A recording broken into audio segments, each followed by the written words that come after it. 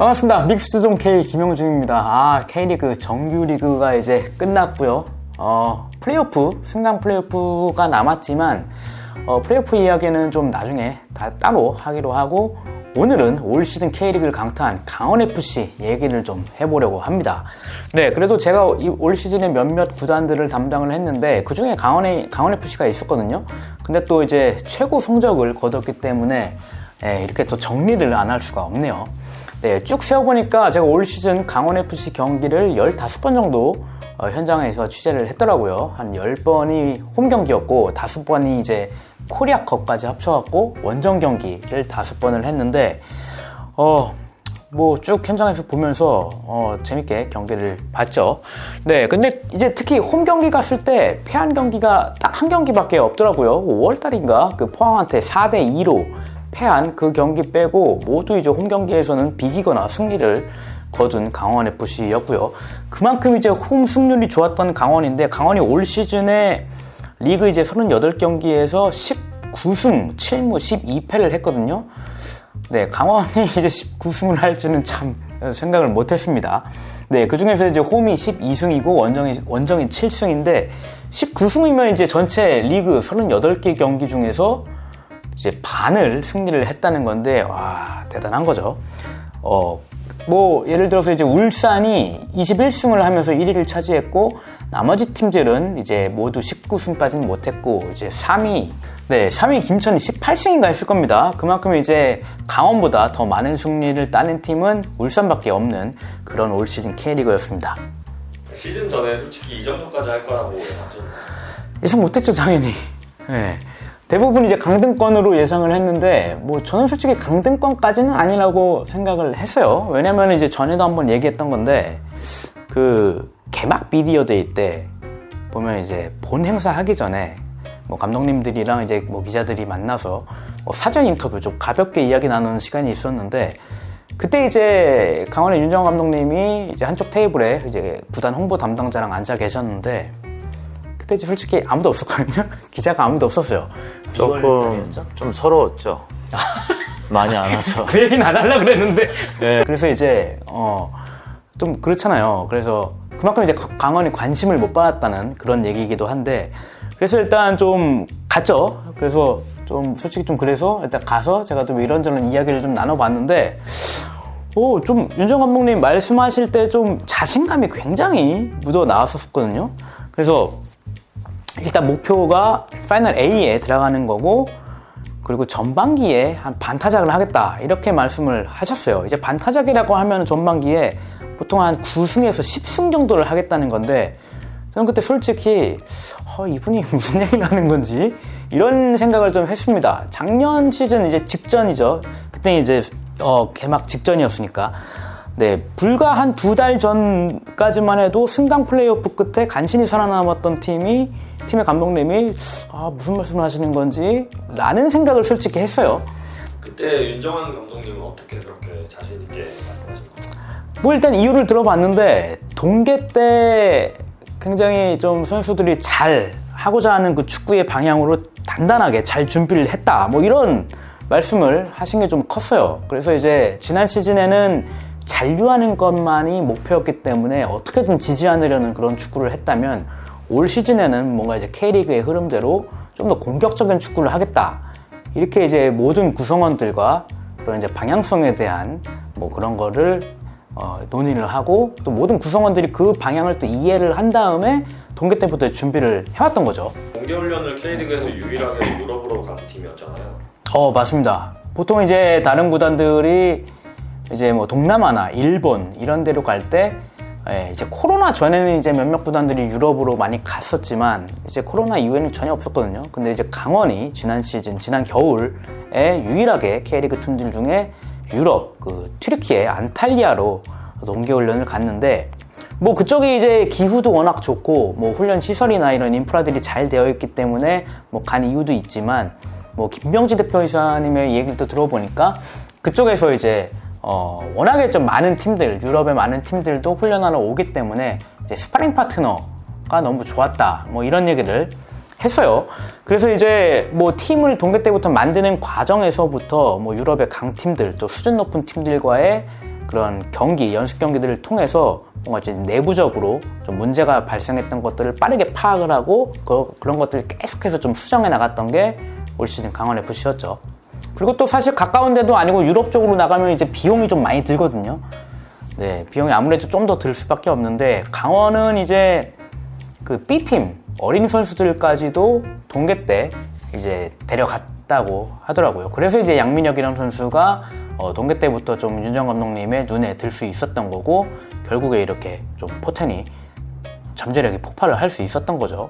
이제 김병지 대표님의 그런 의지라고 했었는데 뭐 당장 돈은 좀 들지만 비용은 좀 들지만 뭐 구단의 미래, 팀의 미래를 위해서는 뭐 어린 선수들도 이런 경험을 좀 하는 게 좋겠다라는 판단 하에 그렇게 결정을 했고 이 방침은 올해도 동계 때 이제 이어진다고 하네요. 이제 보통 보면 이제 뭐 물론 이제 B팀 선수들과 그 A팀 선수들이 뭐 똑같은 그 뭐 숙소나 이런 데를 쓰는 건 아니고 조금 이제 거기에 좀 차등은 주는데 어쨌든 비용이 좀 추가로 많이 듦에도 불구하고 네, 이렇게 이런 방침을 계속 이어나간다고 합니다. 그럼 김병지 대표이사님을 비롯한 프런트도 강원 돌풍의 이유라고 볼 수 있겠네요. 뭐 그쵸. 네, 선수들만 잘한다고 또 이런 성적이 나오는 건 아니니까요. 뭐 선수단이 일단 가장 눈에 잘 보이게 잘 한 건 사실이고 뭐 또 이제 뒤에서 묵묵하게 제 역할을 해냈던 그런 프런트들이 있었기 때문에 뭐 구단 최고의 그런 역대 최고의 성적이 나온 게 아닐까라고 생각이 들고 또 김병지 대표도 이제 2년 차에 접어들면서 뭔가 이제 지난 시즌의 경험을 바탕으로 뭐 구단을 운영하는 그런 행정적인 총괄을 담당을 하면서 뭐 구단 운영 자체를 굉장히 잘했다고 볼 수가 있겠습니다. 또 이제 강원은 뭐 춘천이나 강릉, 그러니까 홈구장으로 쓰는 구단들의 또 잔디 상태도 굉장히 좋았거든요. 네, 올 시즌 내내 뭐 경기장들의 잔디 이슈가 굉장히 많이 불거져 나왔는데 그래도 그러니까 강릉은 특히나 또 이제 방금 좀 전에 이제 촬영하기 전에 이제 발표가 연명해서 났는데 또 그 그린 스타디움 상을 또 2차에 이어서 또 올해 또 3차까지 연속으로 수상을 하면서 굉장히 좋은 퀄리티의 그런 잔디 상태를 유지를 했어요. 뭐 그렇기 때문에 구단 프런트뿐만이 아니라 뭐 구단 그 시설 관리를 하는 그런 담당자분들도 역할을 잘 해내면서 그런 것들이 또 경기력으로 또 잘 이어지지 않았나 이렇게 생각이 들고 또 이제 강원은 도민구단이기 때문에 현 구단주가 도지사인 그 김진태 도지사가 구단주를 맡고 있는데 이분이 이제 두 경기, 홈 경기 이제 19경기 중에 2경기만 빼고 다 직관을 했다고 해요. 그러면서 이제 직관 승률도 굉장히 좋다고 뭐 이렇게 나온 걸 봤는데 예, 이게 사실 뭐 쉽지는 않거든요, 사실. 뭐 이제 구단주다, 뭐 아니면 뭐 누구다 하면서 이제 뭐 귀빈들 이 경기장에 보통 오면은 뭐 중간에 자리를 뜨는 경우도 많은데 김진태 구단주는 매 경기 이제 경기 끝까지 같이 뭐 선수들과 함께 뛰면서 뭐 직접 뛰진 않았지만 어쨌든 응원을 하면서 예, 정말 열정적인 모습을 보여줬던 게 기억에 나고요. 그 다음에 제가 또 인상 깊었던 것이 이분이 최근에 뭐 얼마 전 한 몇 달 전일 거예요. 한두 달 전에 뭐 강원도 그 지역 방송이랑 인터뷰를 하는데 축구랑 전혀 관련이 없는 그런 인터뷰였는데 뭐 요즘 뭐 최고로 관심이 있는 게 뭐냐라는 질문에 뭐 강원 FC 경기를 보는 게 가장 즐겁다 뭐 이런 얘기를 했다고 해요.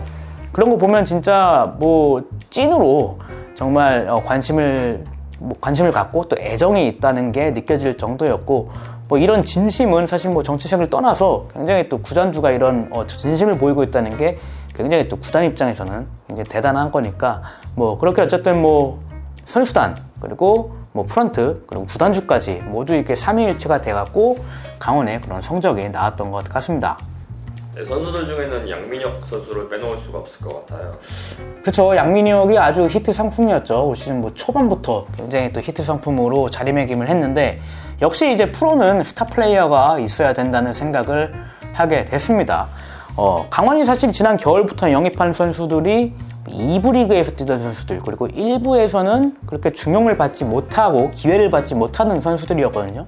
근데 이제 뭐 보면 이제 김강국이라든지 김희석 그리고 뭐 골키퍼로 박청효 이런 선수들도 막 김포에서 데리고 왔고 그 다음에 뭐 이상헌, 이기혁 이런 선수들도 뭐 일부 경험이 있지만 이제 일부에서 그렇게 뭐 완전 풀 주전이라고는 말을 하지 못할 정도의 그런 선수들이었는데 이 선수들이 굉장히 이제 간절함, 절실함으로 똘똘 뭉쳐갖고 열심히 뛰어줬던 게 가장 컸고 그리고 이제 여름에 이유연 같은 선수들도 뭐 이제 임대로 영입을 했는데 이 선수들도 이제 폭발을 해버린 거죠. 네, 그렇기 때문에 이제 올 시즌 내내 이런 선수들이 굉장히 잘 해주면서 관중들의 뭐 그런 성적도 낮고 그러면서 관중들이나 팬들이 굉장히 많이 늘어나기도 했고 큰 관심을 받게 됐는데 그래도 역시 이제 또 양민혁이라는 선수가 시즌 내내 굉장히 센세이션한 그런 활약들을 해줬기 때문에 더 많은 관중들이 정말 애정을 갖고 강원 경기를 본 것 같은데 그리고 또 양민혁이 보면 이제 굉장히 어리고 또 잘생긴 선수가 또 축구까지 잘하다 보니까 남녀노소 굉장히 좋아하는 그런 팬들이 많아졌고 근데 강릉이 원래 또 이제 뭐 예전 지금 좀 이름이 바뀌었지만 뭐 농상전이라고 해갖고 뭐 강릉상고랑 뭐 강릉농공고 이렇게 굉장히 고교 축구 라이벌이 굉장히 강하고 그리고 고교 축구의 인기가 굉장히 많이 있는 지역인데 또 그 양민혁 선수가 강원 제1고 강릉 제1고 출신으로서 굉장히 잘해주고 있다 보니까 뭐 이 학교 출신 뭐 그런 관계 그 지역에 있는 사람들이나 아니면 팬들이 굉장히 또 이뻐하지 않나 이렇게 생각이 들고 뭐 이런 것들이 다 잘 합쳐져 갖고 성적과 인기가 다 잘 뒷받침된 거라고 생각이 듭니다. 마지막으로 내년 시즌 어떻게 예상하시나요? 내년엔 솔직히 잘 모르겠어요. 좀 힘들 것 같지 않나 뭐 이런 생각이 들기는 하는데 원래 이제 K리그가 이전 시즌에 깜짝 돌풍을 일으켰던 팀들이 있고 다음 시즌 굉장히 어려움을 겪었던 경우들이 많이 있거든요. 뭐 예를 들어서 뭐 경남FC라든지 아니면 뭐 전남 아니면 뭐 최근에 인천 이런 팀들이 생각이 나는데 특히 이제 뭐 경남은 2017년에 이제 2부에 있다가 우승하면서 이제 2018 시즌을 K리그 1에서 뛰었는데 또 그때 또 말컹 같은 선수가 활약을 하면서 2위까지 올라갔어요. 그래서 2019년에는 그 ACL까지 나가게 됐는데 이렇게 또 여러 대회를 병행하다 보니까 그때 이제 2019년에 경남이 굉장히 또 꼬꾸라졌죠. 그러면서 리그 11위를 기록하면서 결국 강등까지 되고 말았는데 그리고 전남도 그렇죠. 2021년에 코리아컵 그 당시에 이제 FA컵 우승을 하면서 2022 시즌에 ACL까지 나갔는데 뭐 그때도 K리그 2였지만 어쨌든 그 해 이제 K리그 2에서 또 11인가 하면서 굉장히 또 처참한 성적을 거두게 됐었죠. 뭐 사실 보면은 울산 같은 팀은 워낙에 이제 전통의 강팀들은 이런 여러 대회를 병행하는 거에 대한 이런 노하우 이런 것들이 잘 갖춰져 있는데 뭐 이렇게 깜짝 돌풍으로 또 세계 대회를 병행해야 되는 팀들은 또 그런 부분에서 어려움이 있는데 결국 강원은 뭐 현재 스쿼드로는 그게 좀 많이 힘들 것 같고 뭐 결국에는 더블 스쿼드급으로 가야 되지 않나 뭐 이런 생각을 하고 있습니다. 네, K리그 1이랑 또 코리아컵, 뭐 코리아컵을 일찍 뭐 포기를 한다고 해도 ACL 자체가 이제 굉장히 홈 원정을 계속 외국으로 왔다 갔다 해야 되는 경우가 있기 때문에 그런 부분에 있어서는 솔직히 지금 스쿼드로는 좀 죽도 밥도 안 될 것 같다. 뭐 이런 생각도 들고 뭐 지난주였죠. 22일날 그 김진태 도지사 구단주가 이제 기자간담회를 하면서 뭐 그때 이제 김병지 대표이사님의 뭐 재계약도 발표를 하면서 여러 가지 이제 또 기자들의 질문에서 또 그런 게 있었거든요. 뭐 내년 시즌 지원을 어떻게 할 것이냐 뭐 이런 얘기가 있었는데 뭐 다양한 방법들을 찾아내서 뭐 지원할 수 있는 방법을 뭐 강구하겠다 뭐 이렇게 또 이야기를 했기 때문에 강원FC의 내년 성적은 또 그런 지원에 대한 것과 좀 영향을 많이 받지 않을까 그렇게 생각을 합니다. 네, 윤정환 감독님 재계약 이슈도 있지 않나요? 그쵸. 네, 지금 올 시즌 일단은 어쨌든 뭐 윤정환 감독님을 비롯한 모든 코칭 스태프들이 굉장히 이제 좋은 그런 뭐 역할 분담을 잘 하면서 좋은 성적을 냈잖아요.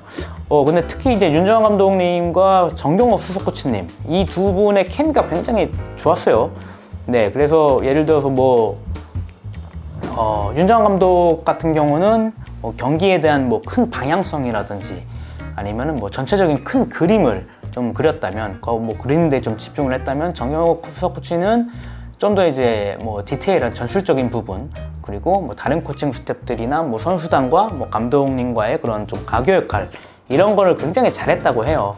그렇기 때문에 이제 역할 분담들이 또 뭐 다른 코치들 그리고 선수단에게까지 잘 이제 영향을 주면서 좋은 성적을 냈는데 모르겠습니다. 지금은 조금 좀 아직은 좀 의견차가 있다고 해요. 그래서 아직 뭐 윤정 감독님의 재계약에 뭐 어떻게 됐다, 뭐 된다 안 된다라는 이야기는 아직은 나오지 않는 것 같고 뭔가 좀 계속 조율 중인 것 같은데 모르겠습니다. 뭐 좋은 성적을 냈기 때문에 구단에서도 좀 더 이제 좋은 대우를 하고 싶겠지만 어쨌든 좀 현실적인 문제도 있고 하니까 뭐 그런 것들은 뭐 잘 조율이 되지 않을까. 그리고 뭐 당연히 윤정 감독 입장에서도 구단 최고의 성적을 냈으니까 뭐 최고의 대우를 받는 건 당연하다고 생각을 할 거고 뭐 그런 양측의 뭔가 그 이견이 좀 더 크지 않아서 잘 마무리가 돼서 뭐 올해 재밌었던 그런 축구를 내년에도 계속적으로 좀 이어나갔으면 하는 바람입니다.